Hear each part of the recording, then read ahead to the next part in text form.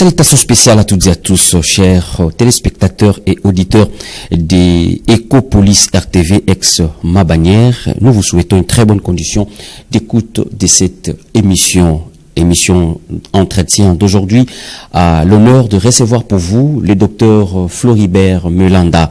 Il est chirurgien dentiste et promoteur de la fondation qui porte son nom. Et nous allons parler de sa fondation, mais aussi nous allons parler de son périple dans la ville-province de Kinshasa. Il a effectué un petit déplacement, c'était donc à la fin de la semaine passée. Et au cours de cette émission, il va devoir nous parler de quoi était l'objet de son périple. Donc voilà un peu ce qui va faire l'objet de l'émission de ces jours. Docteur, et salutations spéciales et bienvenue. Merci beaucoup. Salut. Eh bien, je pense que c'est la deuxième fois qu'on vous reçoit au cours de cette émission entretien. C'est après 2 ans, je pense. Oui. Ok. Ça fait beaucoup de temps d'ailleurs. Vraiment. Ok. Alors, comme je l'ai dit tantôt, nous allons parler de la fondation, mais aussi de votre périple que vous avez effectué dans la ville-province de Kinshasa. Mais j'aimerais qu'on commence par que vous nous brossiez un peu l'historique de la fondation Floribert Melanda. Merci beaucoup, mon cher journaliste. Il est normal de parler de l'association sans but lucratif dénommée Fondation Docteur Melanda, qui est l'œuvre de beaucoup de gens qui ont œuvré dans l'ombre pour que cette structure prenne forme sur le plan national. La Fondation Docteur Melanda, c'est une association sans but lucratif évoluant dans les secteurs de la médecine ou de la santé bucco-dentaire. Donc c'est une ONG de développement socio-sanitaire. Cette association est née à la suite de plusieurs constats que nous avons faits, étant donné que la santé bucco-dentaire constitue réellement un problème de santé publique, parce que les maladies qui s'y développent, ou les maladies qui se développent dans cette sphère orale, dans cette sphère de la bouche et des dents, posent pas mal de problèmes. Et ce constat est allé du fait que la plupart des personnes qui viennent pour les soins ou pour cette maladie, souvent ces personnes n'ont pas assez de moyens financiers, et souvent ils arrivent à des moments où ces pathologies ont atteint un degré de gravité assez sévère. Et souvent, lorsque rien n'est fait très rapidement, la mort peut survenir. Alors c'était dit, nous sommes allés apprendre, nous sommes allés étudier cette médecine bucco-dentaire, pas pour rester à la maison. Okay. Nous sommes allés étudier parce que nous sommes un sujet d'une communauté ou d'un sujet d'une population ou d'une nation pour laquelle nous devons apporter notre contribution.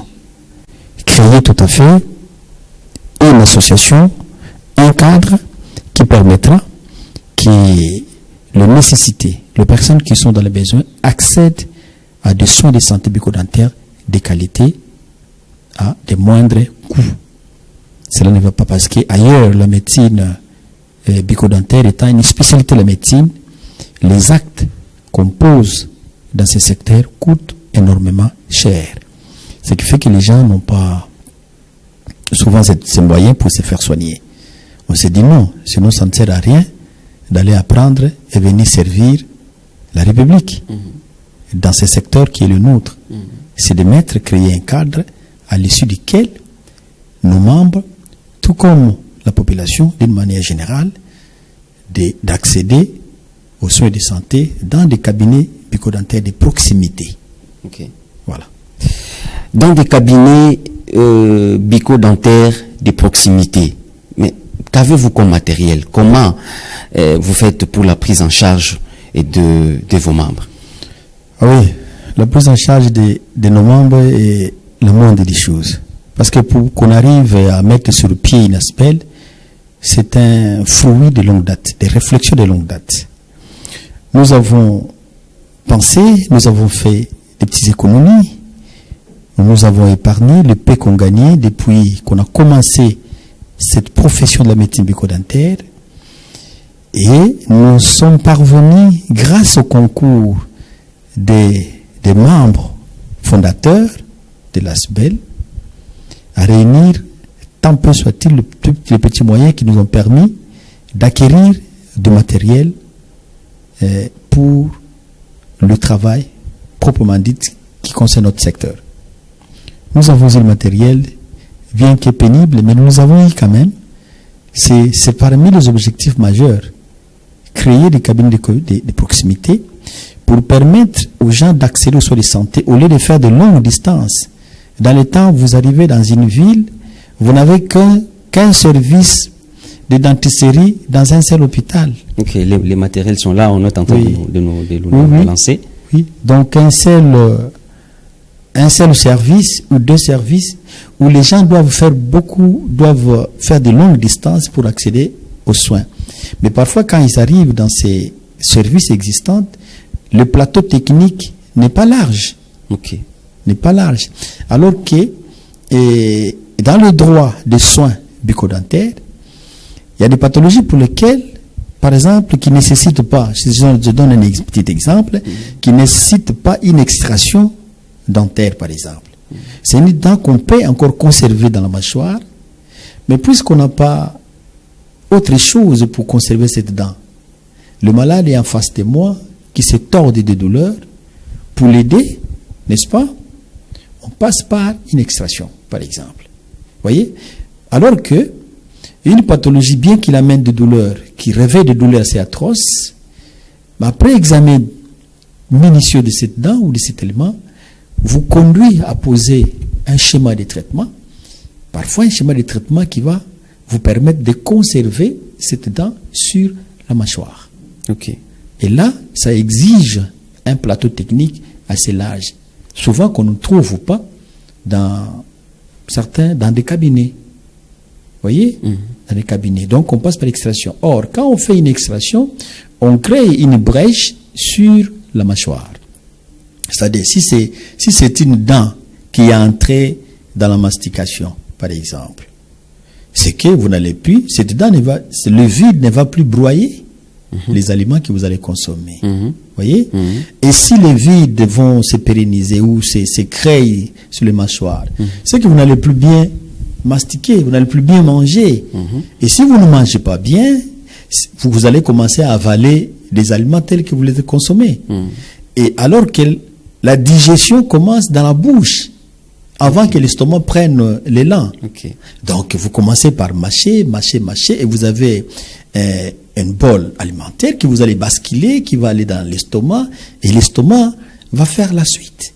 Maintenant, vous avalez tout, sans avoir mâché, par absence des dents en bouche, alors que les dents devaient être conservées. Voyez l'importance que ces éléments donnent pour la santé générale.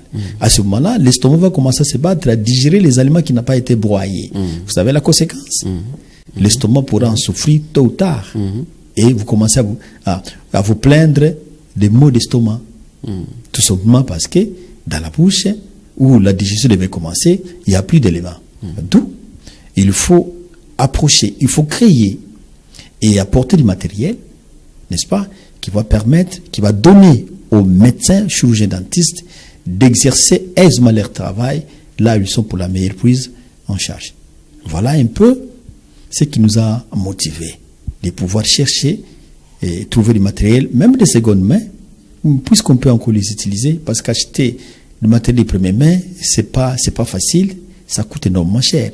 Si je ne prends que le fauteuil du patient, le fauteuil dentaire, rien que le fauteuil seul coûte déjà cher. Maintenant, il faut chercher à compléter d'autres composantes pour avoir un kit complet et offrir des traitements corrects. Merci, docteur, pour des explications très claires que vous êtes en train de nous fournir. Mais quelles sont les conditions d'adhésion dans la fondation Floribert Mélanda? Oui, les conditions sont simples. On n'a pas compliqué les choses. Parce qu'en fait, la fondation ou l'ASBEL a été créée pour cette but-là. Que les gens adhèrent dans la fondation, n'est-ce pas, pour, premièrement, bénéficier des avantages de la fondation. C'est-à-dire, quand on devient membre de la fondation, nous osons croire que tout le temps que vous resterez membre de la fondation, vos consultations seront gratuites. Okay. Alors qu'une consultation médicale, c'est un acte médical qui a un coût. Okay. Alors vous là, le coût est dispensé. C'est déjà le premier bénéfice. Ensuite, une fois examen, notre membre tombe malade, par exemple, il y a un problème des dents, un problème de la bouche. Quand il va venir au cabinet, n'importe le cabinet le plus proche, parce qu'on crée des cabinets de proximité, le plus proche de son lieu de résidence, on va objectiver, le médecin qui sera de service va objectiver, il trouve qu'il y a telle maladie de la bouche qui nécessite des soins. Notre membre ne paiera pas le coût total. Le coût sera encore amoindri. Objectif, permettre à nos membres à garder un capital sanitaire bucco-dentaire correct. Parce que il y a de liens étroits entre la santé générale et la santé bucco-dentaire. C'est-à-dire, une maladie générale peut perturber la santé bucco-dentaire et vice-versa. Okay. Maintenant, pour garder un capital sanitaire correct, il faut militer pour que la sphère orale ait plutôt une santé bucco-dentaire correcte. Pourquoi? Parce que la bouche étant le miroir du corps humain, toutes les maladies sous-jacentes ou les maladies systémiques ont des répercussions dans la bouche. Okay. Et les maladies de la bouche également potentialisent les maladies générales ou systémiques. C'est le cas le plus patent, le cas des diabétiques. Okay. Voyez? Un diabétique le diabète en soi, c'est une maladie métabolique et qui a des effets néfastes dans tout le corps. Surtout que lorsque ce diabète n'est pas équilibré, n'est pas stable.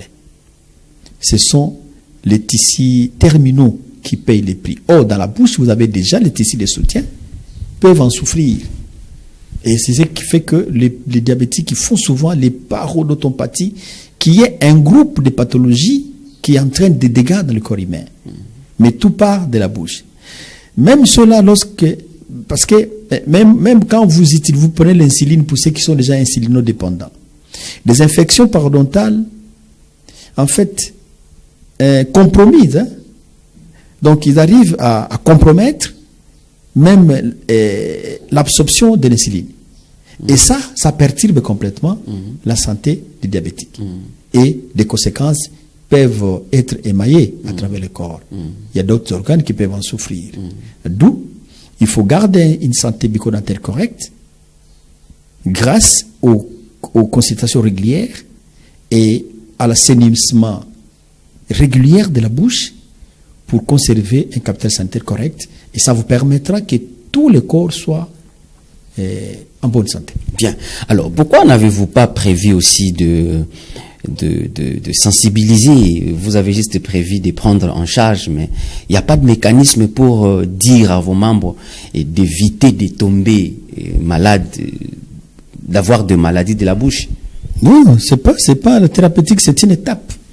La fondation n'a pas, parce que nous faisons la promotion de la santé bucco-dentaire. Ok. Et dans la promotion de la santé bucco-dentaire, parce que c'est une médecine spécialisée, parfois mal connue, parfois négligée. Parce qu'il y a des gens qui disent, il a mal, mais il ne sait pas où aller. Vous voyez? Or, les maladies de la bouche sont dans les groupes de maladies non transmissibles, facilement évitables. N'est-ce pas? Donc, parmi les missions dévolues par la fondation, c'est la sensibilisation. Okay. Sensibiliser les membres, sensibiliser les communautés. Nous faisons des campagnes de masse. Nous faisons le dépistage précoce des maladies bucco-dentaires. N'est-ce pas? Et à travers ces dépistages, à travers ces campagnes, nous informons la population qui est gérée, je pense seulement une maladie. Je pense seulement la carie. Gérer une carie dentaire, de la manière dont ils le font, constitue une erreur fatale. Quand vous dites de la manière dont ils le font, si vous pouvez expliquer. Oui, c'est-à-dire que quelqu'un qui a une carie, une dent qui est trouée. Vous voyez une dent qui est trouée, personne n'y pense, donc ça ne traverse pas son esprit d'aller consulter. Ok. Il va commencer, comme nous sommes, comme tout tradition, comme tout citoyen, il y a une tradition, il y a la culture, il y a les coutumes. Ils vont dire, écoutez, allez chez les dentistes, ça les perd de temps, parce que dans la carie, c'est comme ils le disent, ce sont des animalcules, des petits animaux, des insectes qui circulent dans ces bouches et qui détruisent les dents. Ça, c'est une fausse information. Ah bon? Voilà, une fausse information. Qu'est-ce qu'ils vont faire? Ils vont faire des pratiques qu'ils trouvent dans la société. Entre autres, il y a des gens qui mettent des tisanes pour tuer ces insectes, entre guillemets. Et l'essence. Il y en a ceux qui, d'ailleurs ici, chaque profession a des pratiques qu'ils font, pour essayer de lutter contre une douleur dentaire, comme une infection dentaire, et ainsi de suite. Si vous êtes vendeur de carburant, je crois qu'ils vont mettre du carburant dedans, parce qu'on l'a connu. Si il est vendeur, il travaille dans une charge batterie, il va mettre de l'acide de batterie dans la bouche pour tuer les microbes, les insectes. Si il n'est pas là-bas, et qu'il a des connaissances dans la rue, il dit non, quand vous allez pour nous dans nos sociétés, quand vous allez dans les matériaux profonds, dans des zones rurales, dans des zones très reculées, les gens qui n'ont pas de toilettes, je dirais modernes. Ils vont ouvrir les bouches dans des toilettes de faux arabes. Il paraît que le gaz qui dégage de ces toilettes soigne. Il y a aujourd'hui, quand vous entrez sur Internet, vous trouverez ce qu'ils appellent l'urinothérapie. C'est-à-dire les gens commencent à consommer des urines pour guérir une carie dentaire ou une maladie de la bouche. Tu vois toutes ces conditions, toutes ces connaissances qu'ils ramassent de gauche à droite. D'ailleurs, pour votre information, quand nous sommes nouvellement arrivés dans la ville de Matadi, nous avons organisé des enquêtes documentaires pour nous assurer, pendant une période de 5 ans, qu'est-ce qui a motivé les consultations de toutes les personnes qui sont arrivées, qui sont allées consulter dans des services bucco-dentaires.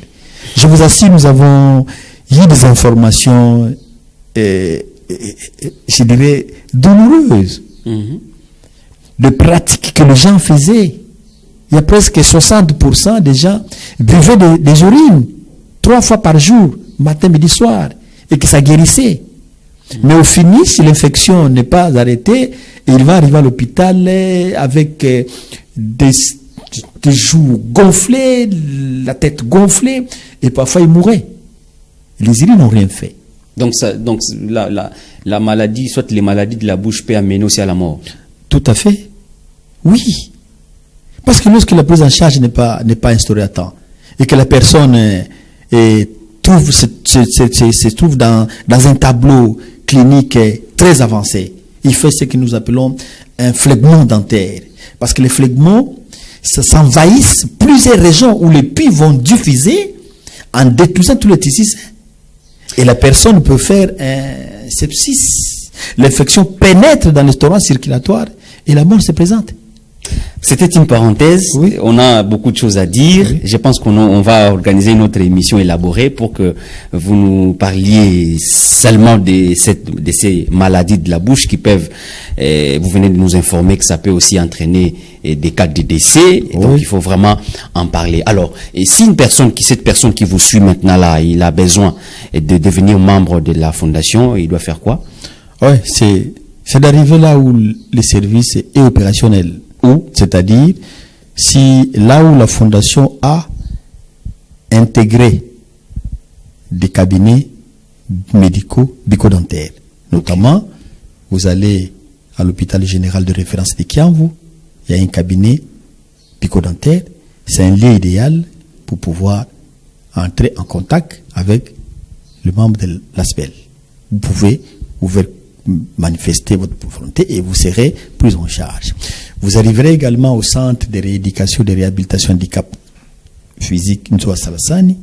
Il y a également un cabinet pour lequel c'est les gens qui veulent, ils peuvent arriver. Vous pouvez également arriver au centre médical à Colombe. voyez, pouvait également arriver au centre de santé Zolantia en pause. Ok. Et dans les jours à venir, nous allons, parce que nous avons un siège de la CIBEL, et le siège, comme il est un peu arrêté, nous allons, d'ici peu de temps, ça sera sur le place, un endroit trop visible pour donner l'accès à tout le monde y arriver avec une équipe permanente qui va travailler dans ce sens pour pouvoir recevoir les membres qui désirent adhérer librement dans la structure. Bien. Alors, changeons de cap. Parlons cette fois-ci de votre périple dans la ville-province de Kinshasa. Vous aviez annoncé au cours d'une émission, c'était avec mon confrère Prince Nzaou, c'était à la radio Télé Zola, Oui. que vous aviez officiellement écrit au président de la République pour solliciter l'adhésion de votre ASBEL dans la plateforme du président de la République qui est l'Union sacrée de la nation. D'abord, c'est pour quelle fin? Oui, effectivement, nous avons répondu à l'appel du chef de l'État. À la suite d'une agression injuste qui subit notre pays, le président dit, tous les patriotes, venez et qu'ensemble, défendons notre pays. Et c'est un appel pour lequel je ne peux pas rester silencieux sans agir. Parce que cela me concerne. Ce qui se passe à l'Est me concerne aussi. C'est comme si une partie de moi-même est agressée. C'est pratiquement impossible de rester sans réagir. Et j'ai réagi par rapport à cette demande. J'ai dit, ok, nous sommes une association sans but lucratif. Mais le chef veut que nous tous nous voyons dans la même direction, que nous soutenions ces efforts, que nous soyons ensemble. D'ailleurs, je vous dis, nous avons comme slogan dans notre ASBEL, soyons ensemble pour vivre mieux. Ok. Voyez, soyons ensemble pour vivre mieux. Pourquoi? Parce que plus qu'on est ensemble, mieux qu'on va vivre. Ok. Et donc la devise d'ailleurs, c'est l'amour, la justice et le travail. Ok. Voyez? Donc, avec l'amour de la patrie, il faut que j'agisse. Et je me suis posé la question, comment faire? Et quelques temps plus tard, l'Union sacrée de la nation lance un appel que toutes les associations, les partis politiques, les regroupements qui désirent être avec le président de la République, qu'ils viennent. Et j'ai pris acte à ça. J'ai écrit selon la demande. En écrivant, j'ai envoyé mon délégué qui est descendu sur le terrain pour solliciter l'adhésion. Et l'adhésion a été, nous avons été enregistrés, l'adhésion a été acquise. Et quelques semaines plus tard, l'Union sacrée, le secrétaire permanent, nous appelle pour aller signer la charte de l'Union sacrée, qui témoigne un engagement solennel et sévère et patriotique d'appartenir dans cette grande plateforme de la République. Ok, comme les images les démontrent, juste là où on a, là il est en train de paraffer, hein, si on peut arriver là où il est en train de paraffer, les images on nous balance les images de cette cérémonie des signatures et de la charte de l'Union sacrée de la nation. Vous avez signé, donc vous êtes officiellement membre de l'Union sacrée de la nation. Alors, c'est une association sans but lucratif. L'Union sacrée, c'est la politique. Quel lien y a-t-il entre une association sans but lucratif, une activité politique, ou sinon, quel est votre rapport en tant qu'association sans but lucratif dans l'Union sacrée de la nation? Merci beaucoup, c'est une question trop pertinente, mais elle mérite quand même une réponse. Vous savez, il y a une phrase que nous entendons souvent. Si vous ne vous intéressez pas de la politique elle-même s'intéressera de vous. Okay. Et je crois que il n'existe pas un seul endroit ou une seule structure où la politique n'influence pas. Qu'on soit une association but lucratif, mais la politique a un œil dans la gestion ou dans les activités que vous menez. Okay. Alors, ça paraît très complexe. Mais qu'est-ce qu'il faut faire? J'ai dit non. Je vais apporter ma part. Parce que vous savez, le chef de l'État l'a toujours demandé, dans son souci majeur en tant que père de la nation, de voir sa population avoir une bonne santé, n'est-ce pas, d'une manière générale. C'est comme ça qu'il y a beaucoup de programmes qui ont été lancés. La maternité gratuite, la couverture sanitaire universelle. Vous voyez? Et tout ça, c'est pour permettre que la population accède aux soins avec facilité et à moindre coût, ou sinon gratuit. Or, l'ASBEL, qui est la nôtre, qui évolue déjà dans le secteur de la médecine bucco-dentaire spécialisée, eh bien, il travaille déjà dans cette vision-là. Parce qu'il y a des campagnes que nous menons, il y a des dépistages que nous menons, il y a des soins que nous menons gratuits. Vous voyez? Donc, nous sommes déjà dans cette vision-là, où nous accompagnons le chef dans la couverture sanitaire universelle. Donc, notre part est aussi importante. Pourquoi? Parce que, c'est comme je disais tantôt là, la médecine bucco-dentaire ou la santé bucco-dentaire semble être négligée. Où il n'y a pas assez, je dirais, d'activités menées sur terrain pour pouvoir permettre aux communautés locales ou aux communautés urbaines et rurales de pouvoir éviter facilement ces maladies sans beaucoup de frais. Rien que par des simples gestes, parce que vous savez, les gens brossent, si je prends ça, les gens brossent leurs dents chaque jour. Mais vous savez qu'ils ne savent pas brosser. Beaucoup de gens ne savent pas brosser leurs dents. Ah bon? Ah oui, ils ne savent pas brosser leurs dents. Mais mais ils le font chaque jour. C'est naturel. Toute personne, déjà dès le bas âge, on nous fait montrer comment est-ce qu'on brosse les dents. Mais nous donner d'autres. Mais quelles sont les techniques qu'on vous apprend pour brosser les dents? Donc il y a aussi des techniques utilisées, techniques adéquates pour... Oui, pour brosser correctement les dents. Et puis, les instruments de brossage. Si je vous pose la question, depuis que vous avez commencé à brosser, vous n'avez qu'un seul instrument de brossage qui est la brosse à dents. En dehors de la brosse à dents, vous n'avez pas autre chose. Pourquoi? Parce que vous ne savez pas qu'en dehors de brosse à dents, vous devez avoir des brossettes dentaires aussi. Et qu'en dehors des brossettes dentaires, vous devez avoir des fils dentaires qui vont pénétrer dans les espaces interdentaires pour déloger des dépôts qui se collent. Vous voyez? Et vous savez que la langue aussi a une brosse. Ah bon? Ah, voilà. Mais on utilise, il y a quelque chose. Oui, il y a des raclettes locales, oui, ça je félicite nos frères qui ont eu un réflexe de créer des raclettes pour justement racler la langue lorsqu'elle est chargée, enlever, mais il faut le faire en douceur. Là, vous comment je peux dire? Ça, je soutiens. Oui, je soutiens. Parce qu'on n'a pas de brosse à dents. Vous savez que lorsque la langue n'est pas bien brossée, votre haleine ne sera pas bonne. Il y aura des odeurs qui vont sortir de la bouche qui ne seront pas correctes. Donc, nettoyer, mais il faut le faire doucement. Parce que sur la langue, il y a aussi des organes qui sont pavementés. N'est-ce pas, les papilles gustatives. Les papilles qui permettent de sentir les goûts, les différents goûts. Ouais. Mais lorsque vous utilisez cette raclette avec force, vous les délogez, eh bien, vous allez créer des problèmes aussi. Bien, c'était une parenthèse. Oui. Et l'union sacrée, voilà.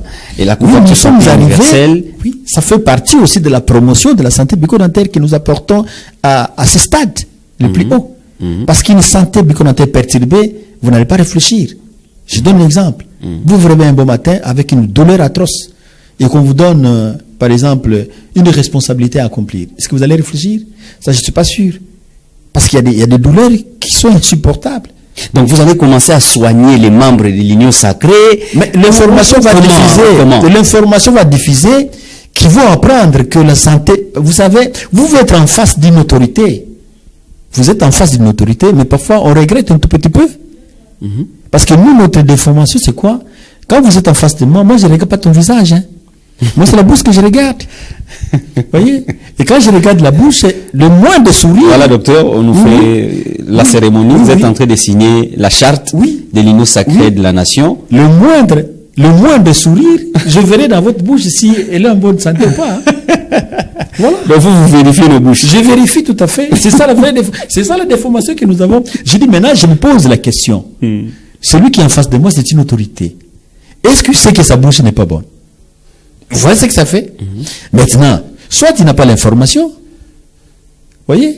Il faut mettre le mécanisme en marche pour lui dire, écoutez, votre bouche n'est pas en bonne santé. Parce que si vous n'assainissez pas, vous ne soignez pas votre bouche, que vous ne voulez pas, vous aurez des problèmes demain. Et ça peut aussi motiver pour dire, écoutez, qu'est-ce qu'il faut faire pour que la santé, pour que et la sensibilisation, pour que l'information diffuse réellement.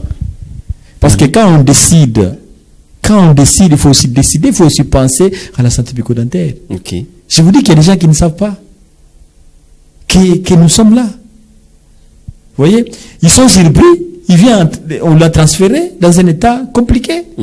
D'ailleurs, à l'instant où je passe l'émission, j'ai eu un cas, l'été en hospitalisation, à l'hôpital général de référence de Kiamvu. Si on vous le projette, vous avez dit, cette seigneur, qu'est-ce qui s'est arrivé? C'est une dame de 51 ans. Vous voyez? Et elle est entre la vie et la mort. Tout ça pourquoi? Soit elle ne savait pas. Elle pratiquait des pratiques traditionnelles. Donc, puisque le chef de l'État a sollicité la main, la main de tous les compatriotes, et vous avez saisi cette main pour que votre fondation puisse apporter son expertise, parce que vous venez de dire tantôt plus tôt ici qu'il a lancé la santé couverture universelle. Est-ce que les médecines spécialisées aussi sont prises en compte? Pas du tout, hein. Pas du tout. Parce que là, ça a un coût. Prenez par exemple dans le cas même de la maternité gratuite. On dit qu'une femme enceinte qui vient consulter, sa prise en charge est holistique. N'est-ce pas? Et j'ai réussi, pour ces mois qui viennent passer, 2 femmes enceintes dans un état compliqué. Où les grossesses arrivent presque, pour l'une d'entre elles, la grossesse est arrivée presque à terme, mais elle est arrivée avec des pouls qui sautaient dans son oreille gauche. Bien qu'en étant grosse. Oui, bien qu'en étant grosse. Vous savez que nous avons soigné cette dame sans avoir payé un seul frais. Ok. Alors que s'il faut les taxer, c'est autour de 500 000, 800 000 fois. Donc déjà cet acte est en train déjà de, je peux dire, de démontrer que nous soutenez. Oui, nous adhérons carrément. Okay. Il y a une autre qui vient avec un abcès. Avec tous les bruits de la cité, n'allez pas voir un dentiste parce qu'elle n'a participé pas. Il y a beaucoup d'informations, de mauvaises informations qui circulent. Il dit non. Elle est venue, on a pris en charge. Toujours dans les comptes maternité gratuite. Est-ce qu'on m'a payé? Rien du tout. C'est gratuit. Bien. C'est gratuit. Alors, vous êtes allé à Kinshasa pour signer la charte. Mais quelle est votre relation entre les acteurs de l'Union sacrée au niveau de la province? Comment vous ne vous intéressez pas de l'Union sacrée de la province? C'est Kinshasa qui vous intéresse ou vous faites déjà partie de l'Union sacrée au niveau de la province? Dès lors qu'on vient d'adhérer et qu'on vient de signer la charte des Nations Unies, de l'Union sacrée, la Fondation a le devoir d'informer l'autorité de l'Union sacrée de la province. Nous allons faire par correspondance, nous allons informer l'autorité que l'association, la Fondation Dr Melanda fait partie de la famille de l'Union sacrée de la nation. Donc, il va participer activement dans toutes les activités de l'Union sacrée pour apporter notre part. Ça, l'information va passer. On attendait, je n'ai pas sauté la province, mais vous savez que nous tous, nous n'avons qu'une seule autorité, haute autorité de l'Union sacrée, le président de la République. Okay. Nous tous. Ok? Nous avons qu'une seule autorité. C'est le président de la République, chef de l'État, qui incarne, voyez, la Constitution de la République. Donc, adhérer au niveau national, c'est d'office adhérer au niveau provincial. Parce que les échos de la nation vont arriver au niveau provincial. Et nous, ici en provincial, nous allons informer l'autorité pour dire, écoutez, chaque fois qu'une activité qui l'Union sacrée organise dans ces secteurs, n'oublie pas d'informer ou d'inviter la Fondation Dr Melanda. Ok. Y participer.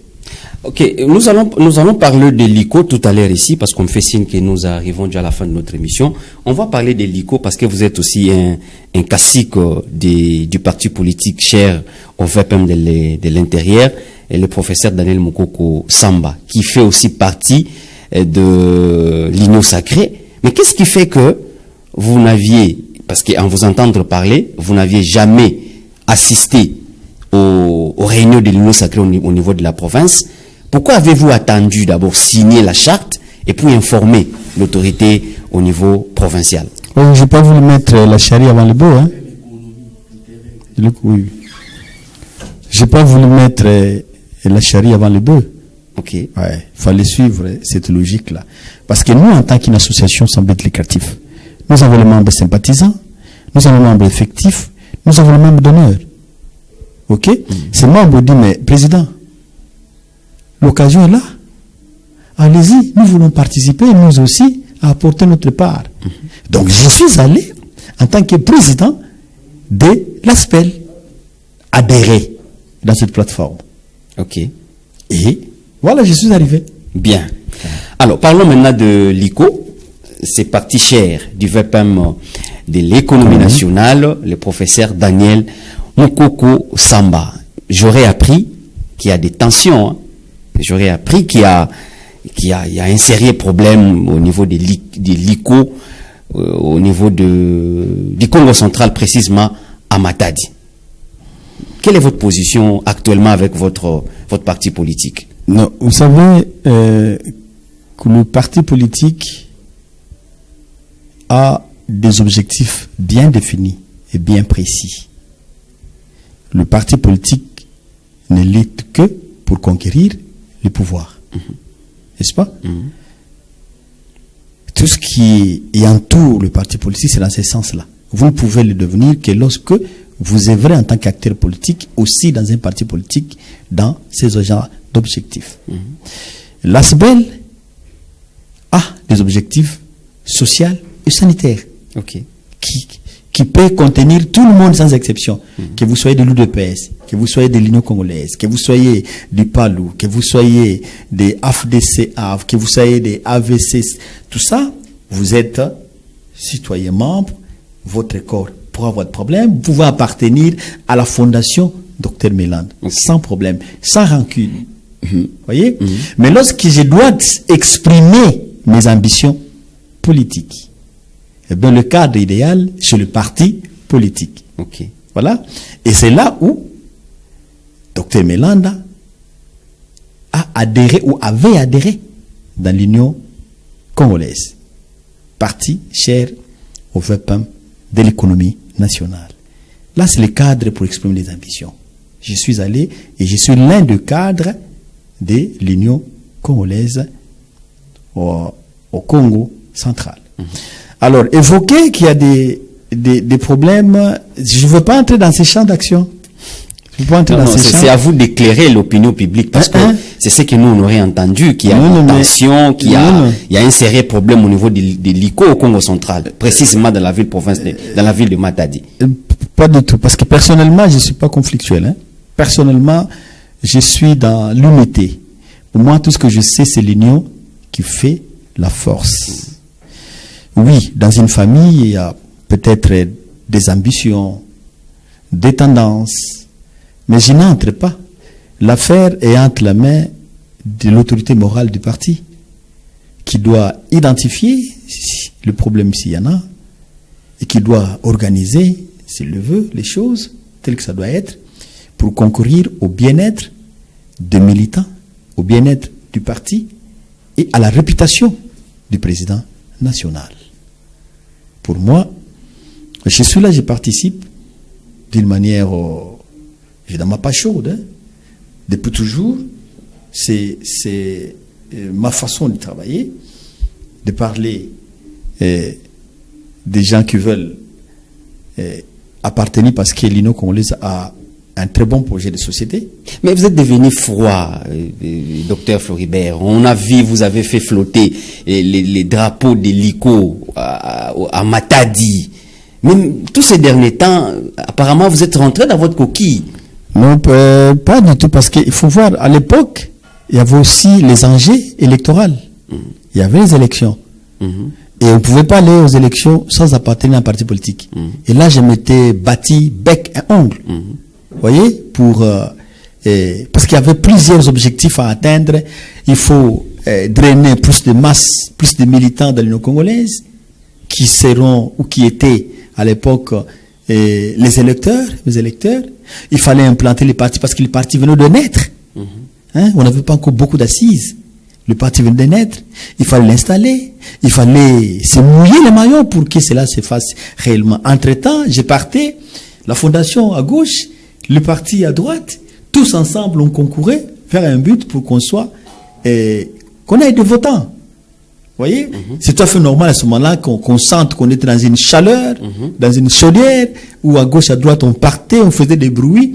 Mais après que les élections aient passé, nous sommes des candidats que moi, j'aime pas le terme malheureux. Nous sommes les candidats non élus. Mais du moins, après compilation, j'étais heureux de voir qu'il y a des gens qui m'ont voté. Vous voyez, qui m'ont voté. Et pour moi, c'était une fierté. C'est un exercice difficile, mais bon, parce que j'étais parmi, en tout cas, je me bombe la torse, sur les 4 candidats que nous étions dans notre regroupement Union pour l'Action nationale, je crois que j'étais le premier de tous les 4. Et ça, c'est un exploit intéressant. Et après, comme les élections sont passées, on n'a pas tout laissé, et bien nous sommes là, on continue à travailler, mais pas de la même vitesse, pas de la même manière. Ok, la bataille continue. La bataille continue. 2028. Oui, on continue. Ok, c'est bon. Nous sommes arrivés à la fin, mais docteur, votre nom, Melanda, il y a même une personne qui m'a posé la question, Abi, comment nous avons passé pour la Roloba? Est-ce qu'il y a un Congo? J'aimerais que vous passiez un message par rapport à la fondation. Faites l'appel aux gens qui veulent adhérer. En tout cas, une partie à Lingala, une partie à Kikongo.